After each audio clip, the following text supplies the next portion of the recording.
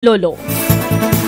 Sa iba pang detalye ng balita, Bulkan na Bulusan, balik normal na ayon sa PHIVOLCS.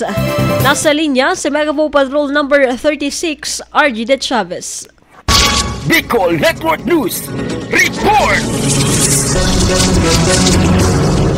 Inanunsyo ng Philippine Institute of Volcanology and Seismology PHIVOLCS ang pagbaba ng Alert Level 1 ng Bulkan Bulusan mula sa Alert Level 0 simula ngayong umaga November 12, 2024. Ayon sa PHIVOLCS, bumalik na sa normal na kondisyon ang bulkan matapos ang pagbaba ng kanilang mga natatalang monitoring. Bagamat ang Bulkan Bulusan ay bumalik sa normal na kondisyon, pinapayuhan pa rin ang mga lokal na pamahalaan at ang publiko na iwasan ang pagpasok sa loob ng 4 kilometrong permanent danger zone, lalo na sa timog silangang bahagi ng bulkan. Ito'y dahil sa posibilidad ng biglang pagputok ng stream driven o phreatic eruption, pati na rin ang mga pagguho ng bato at landslide. Ang mga tao sa mga lugar na malapit sa bulkan ay hinihikayat na maging alerto at mag-iingat sa mga posibleng panganib. Bukod dito, pinapayuhan ang mga otoridad sa civil aviation na magbigay ng babala sa mga piloto at mag-ingat sa mga flight na malapit sa tuktok ng bulkan dahil ang abo mula sa biglang phreatic eruption ay maaaring magdulot ng panganib sa mga sasakyang panghimpapawid. Samantala, ang mga residente sa mga lambak at mga lugar na malapit sa mga ilog at batis ay inaatasan na mag-ingat laban sa posibleng pagdaloy ng lahar, partikular na ang pagkakaroon ng matagal at malakas na pag-ulan sa mga susunod na araw. Sa ngayon, patuloy na minomonitor ng PHIVOLCS ang kondisyon ng Bulkan Bulusan at ako sakaling mayroon man itong pagbabago ay agad nilang ipapaalam sa publiko. Kasama mo sa pagbabalita sa Bicol Network News, ito si Mega Patrol numero 36, RG De Chavez, tatak tunay na serbisyo.